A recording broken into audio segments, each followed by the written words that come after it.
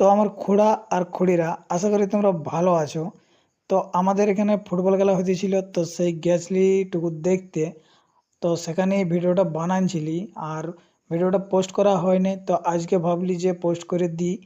আর এখানে আমি মাঠে আসিছি, তো আসে দেখছি যে খেলা তখন পুরা স্টার্ট হয়ে গেছে। একদিকে হলুদ জার্সি আর লাল জার্সি।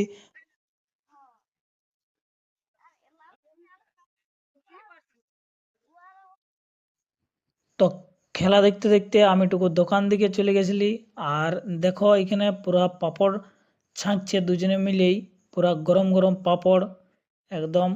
আর খান দেখছিলে পুরা একদম বেসন নিয়ে রেডি চপ বানার জন্যে।